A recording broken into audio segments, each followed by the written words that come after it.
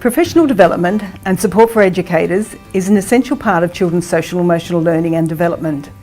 But the early childhood education and care sector doesn't have an abundance of time, money or resources to ensure that everyone is able to participate in ongoing professional development. Earlier in this module, we touched on a few ways that early childhood education and care services can build in professional development and support. One of these ways is reflective practice. It's one of the principles in both the Early Years Learning Framework and Kids Matter Early Childhood. Everyone is talking about it, but what is it? And how can you use it to support your practice as an educator?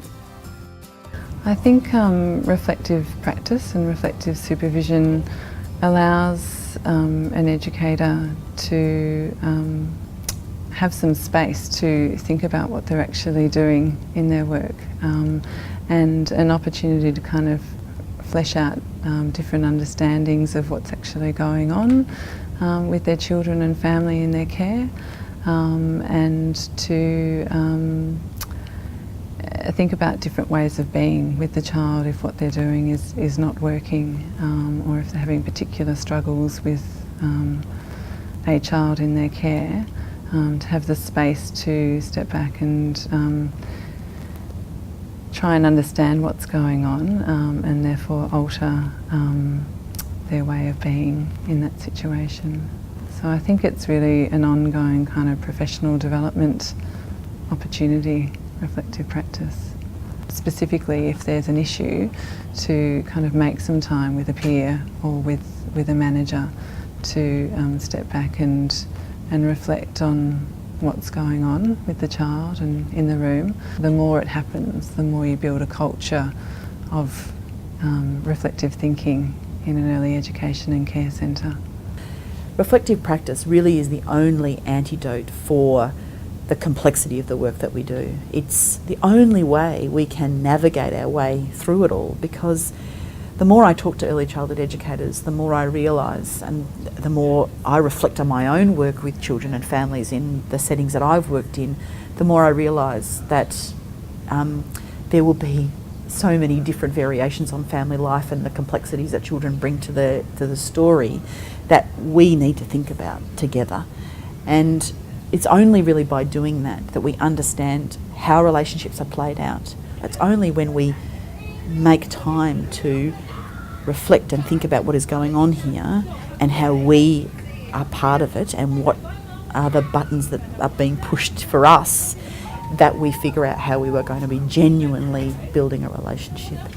It doesn't mean to say that it will always go well and according to plan, but that's where again reflective practice is again the only antidote. We need to go back into reflective practice and go, well, that went badly, why did that happen?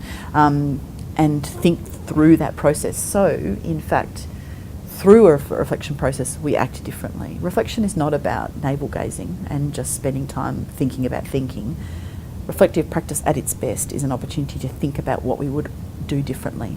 It may be that we decide that we would do exactly the same thing, but it's the decision actively to decide, I will do the same thing again, because that was a genuine, well thought out, well researched, theoretically sound, in line with the big thinking in the Early Years Learning Framework, and I would do that again. Kids Matter professional learning modules encourage ongoing reflective practice. It's valuable to take time and come together to reflect on practice. You might do this as incidental to your day-to-day work, or it might be planned events.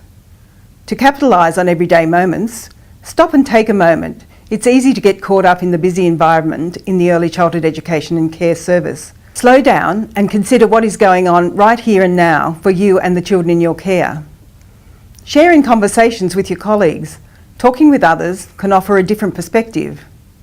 Reflect on the purpose and intention of experiences that you offer in your service. Plan formal opportunities such as a regular time to come together with your colleagues to join in a professional discussion.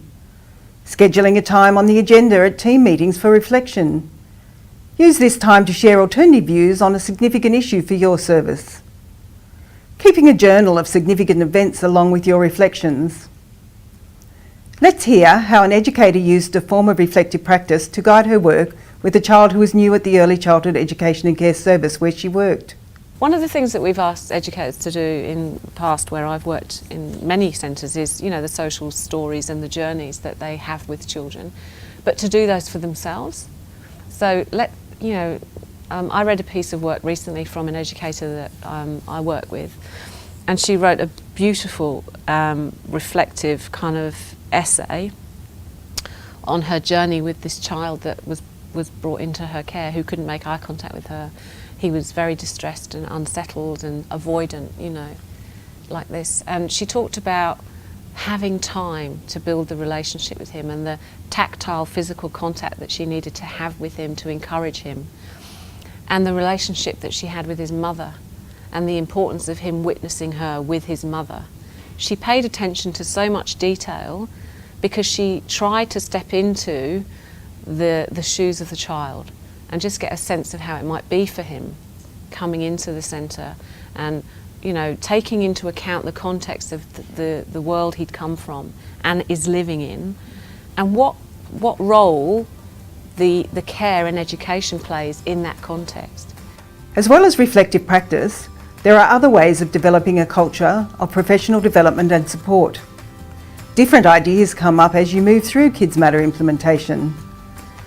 One of the most valuable aspects of an early childhood education and care service is the relationships that exist within it. These relationships can be a resource when thinking about professional development and support. They are a way for educators to share knowledge, build confidence in their developing skills through professional conversations or mentoring.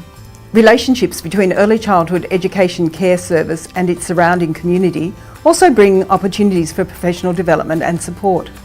Talk with other agencies to see the potential for guest speakers to come to your service. Network with other services to share the costs if they seem out of your reach on your own. See what your state or territory professional support coordinator or other training organisations are offering in your area. And there's also an increasing number of online opportunities such as webinars, podcasts, and online forum or discussion groups. Other approaches to staff development and support include staying up to date with news and emerging practice in the early childhood sector through e-newsletters, websites, and other key resources. You might decide to establish or improve your resource library to make resources available to educators. There is a range of professional development and support practices that can help create a culture of learning at an early childhood education and care service. There is not a one-size-fits-all solution. What works for one service may not work in another, and part of Kids Matter Early Childhood is finding out what will work best for your service.